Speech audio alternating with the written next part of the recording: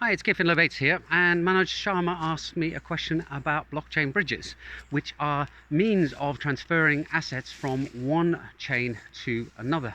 So that's a very useful concept if you have a bunch of Bitcoin and you would like to mess around with Ether on the Ethereum chain.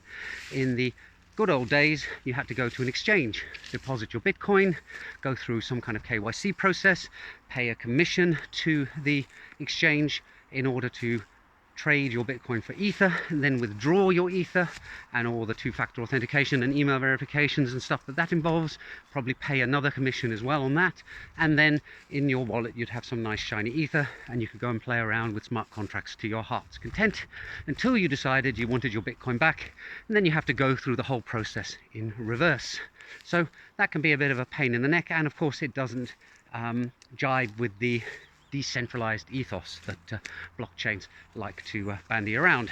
So people came up with the idea of bridges, which is a means through a more decentralized finance manner to get assets from one chain to another. And one of the first ways of doing this was still through a custodian, and that's the example of wrapped Bitcoin, where you send your Bitcoin to a company that acts as a custodian, and they then mint a token on the other blockchain and pass that to you. And provided you trust them, you can then go and trade that token and get Ether, and then mess around and then trade your Ether back for that token, and then hand that token back to the custodian, and they'll hand you back your Bitcoin. And an example of this is wrapped Bitcoin. There's a company called BitGo. You send them Bitcoin, they create wrapped Bitcoin tokens on the Ethereum network on a 1-to-1 ratio, and they have auditors to check that they actually have the right amount of Bitcoin in stock and that they're not doing anything funny. But ultimately you're still relying on a central authority. So the other thing that you have to note here is that you're getting a synthetic derivative of Bitcoin, which is, I find, kind of funny because Bitcoin already feels pretty synthetic to me to begin with. But anyway, the wrapped Bitcoin on the Ethereum network has a corresponding Bitcoin held by, in this case, BitGo, in one of their wallets somewhere. So it's a kind of 1-to-1 representation. It's like going into a casino and handing over $100 and getting $100 worth of chips, because the tables won't take dollars, and you have dollars. You swap them for chips on the understanding that at a later date you'll hand over your chips. Maybe there'll be more of them, maybe there'll be less, and then you get your $100, or plus or minus your winnings or losses. So it's kind of parallel to that. Now, being the decentralized world, people then came up with methods whereby they could have bridges that are not relying on a central custodian, where it can be done through a more decentralized protocol. And I'm not going to go into them in depth, other than to say they rely on the fact that people who put forward these contracts have to put up some collateral or a stake in order to act as a guarantee that they're not going to run off. So if someone tries to defraud one of these decentralized bridges, then they lose their stake, and that's the incentive not to do that. But anyway, back to Manoj's question, which I've got sidetracked from in explaining what bridges are.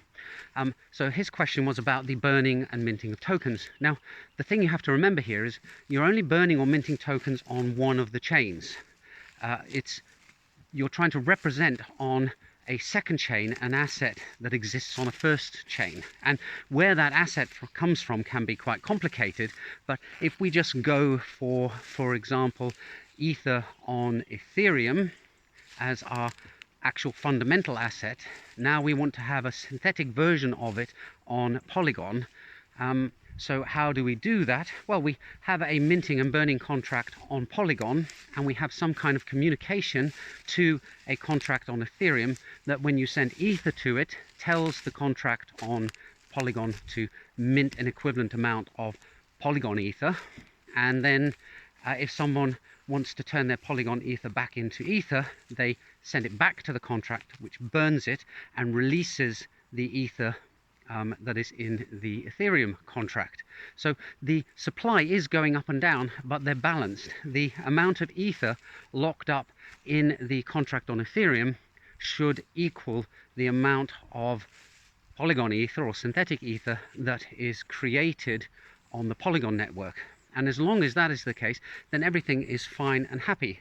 you can put 1,000,000 ether into the ether contract and have 1,000,000 Polygon ether appear on Polygon, and then if those 1,000,000 Polygon ethers are redeemed, then they get burnt, and the ether locked up in the ether contract in the Ethereum contract is released. So it doesn't matter that the supply is going up and down. What matters is that for every replication of the asset on the second chain, there exists that asset locked up on the first chain.